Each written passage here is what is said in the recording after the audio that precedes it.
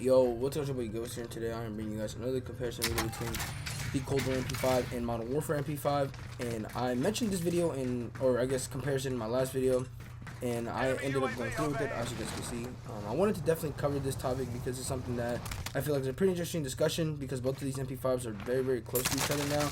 And in comparison to like an OTS, which is undeniably one of the best SMGs in the game at the moment, they're both very close to that weapon, if not surpasses that weapon a little bit in certain areas. And at the end of the day, man, both these weapons are getting used a lot more now, and you know, I'm gonna dive into seeing which one is the better one. But before we do, I want to say, if you're new to the channel, hit that subscribe button. We're on the road to 2,000. We're about 150 away, a little bit less than that now at this point. Also, if you guys could do me a favor of following me over at my Twitch channel at @_, that'd be greatly appreciated. And lastly, I never really do this because I know people don't really mess with TikTok like that. But if you guys can allow me a follow at TikTok at @_, that'd be greatly appreciated as well. We're starting to slowly grow it over there. You know, we're growing over there, steadily growing. I want to see what I can build over there. But yeah, man. With that being said, though, let's get into the comparison. And then we have the recoil pattern for the Cold War MP5, and as you guys can see, is a pretty straightforward pattern. However, even with this being straight, this recoil on this gun is still pretty rough. Definitely not the best gun at range, and at the end of the day, it doesn't really matter though, because you know, it's SMG, and most of the times range is not supposed to matter.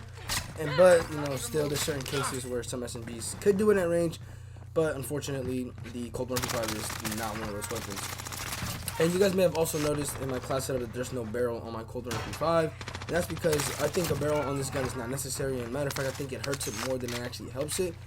If you feel like you're struggling with the Cold War MP5, I would definitely recommend you taking off the barrel, and I think you'll do way better without it than with that barrel. Like, even especially like a task force barrel.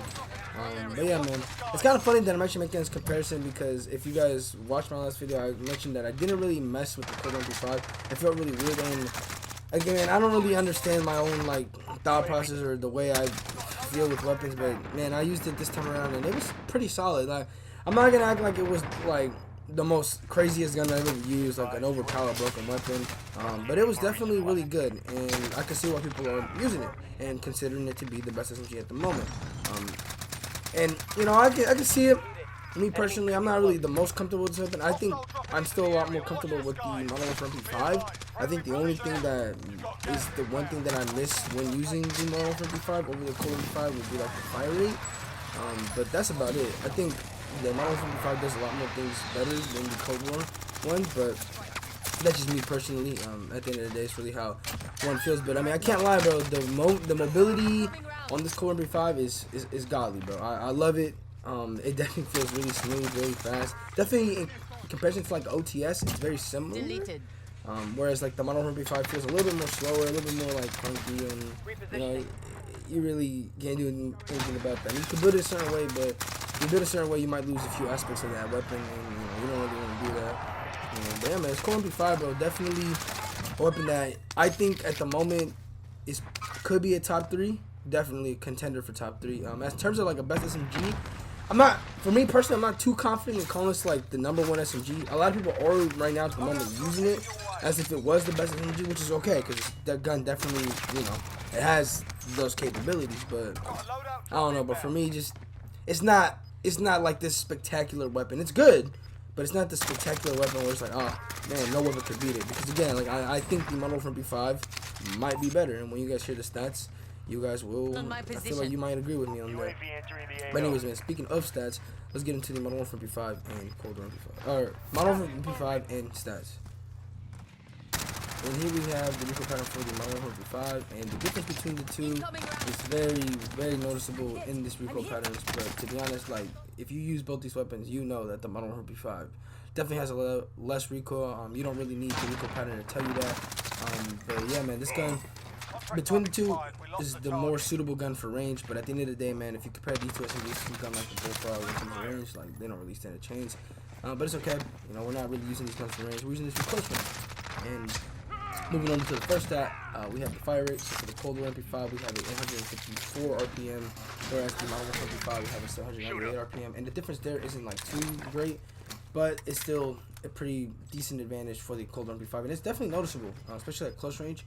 and just overall, like the Cold MP5, like you could just know it's fast. Like Modern Warfare MP5, like I'm not gonna lie, like the fire rate I feel like doesn't match how the gun actually feels. Like I feel like 800, almost 800 RPM for the Modern Warfare MP5. It just like it doesn't reflect on the actual gun when you use it. I could, for me that's how it feels. Like it feels a lot slower than its fire rate, but I mean I can't really fight with stats. The stats says it's almost 800 RPM, so that's what it's gonna be doing in the game. And again, it's pretty close to the Modern MP5, or my bad, the Cold MP5, but not quite there. And then if we compare it to the OTS, both of these weapons are slower, but the Cold MP5 is slower by like 10, whereas the Modern Warfare is by like what 60. But that's besides the point. I'm moving on over to the damage. This one gets a little bit interesting because the damage values are not too far apart. But there is certain advantages for certain areas of the body, which we'll get into in the right now. So for the Cold War MP5 from 0 to 9 meters, we have 44 damage to the head, 31 to the neck, chest, and stomach, and then 27 to the extremities, which are the limbs. And then for the Modern Warfare MP5 from 0 to 8.9 meters, we have 44 damage to the head, 34 to the neck, chest, and then 31 to the stomach, and then 27 to the extremities. So between the two, they're very, very similar, except for neck and chest damage. The Modern Warfare MP5 has a 3 damage profile advantage over the Cold MP5, and I would argue that's pretty significant because the chest is definitely one of the more popular areas where people get shot at in this game, and then the neck is right before the headshot. So like, you're gonna get maybe one bullet in if you start kicking up with your gun. And so like, at close range, like if you really like take everything into account, Modern MP5 is definitely a threat to this Cold MP5 at close range. I mean, yes, the fire rate is in the advantage of the Cold MP5, but again, bro, like if you miss a few shots with the Cold MP5, it won't matter if you have faster fire rate because you can't really control that even if it's close range. Like a Modern MP5 could definitely do it. It's doable, very doable at that range. And taking that into account when you put on the MP5 next time, because again, you're going to see Modern MP5 has the advantage. But once we move over to the longer ranges, this one gets a little bit more interesting because the Cold MP5 looks a little bit different in terms of, I guess, disadvantage and advantage. So for 9 meters and above for the Cold MP5, we have 34 damage to the head, 24 to the neck, chest, and stomach, and then 21 to the extremities. And then for the Modern Warfare MP5, it gets a little bit weird because there's like 2 different sets of damage patterns, or damage ranges, I should say.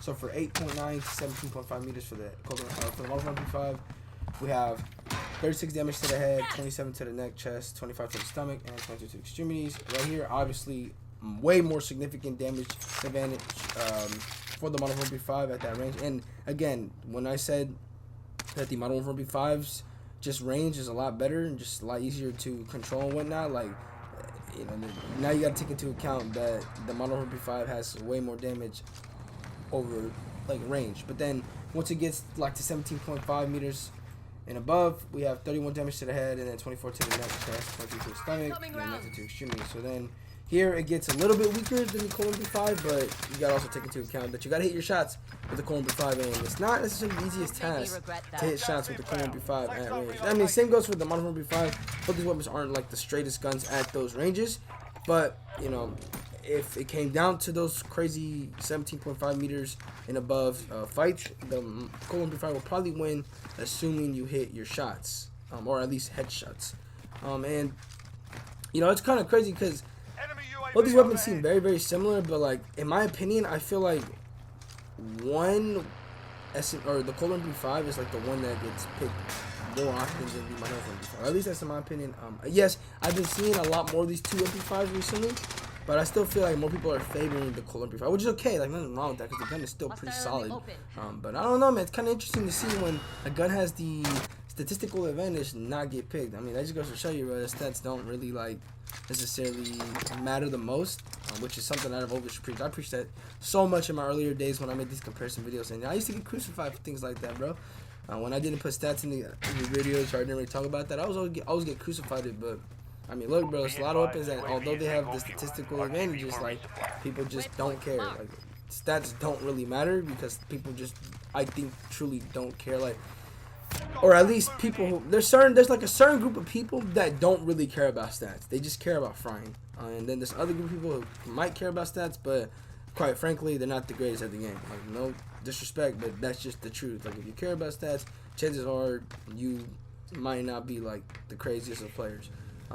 And before you say anything, I only say about the stats because of the videos. I don't care about stats.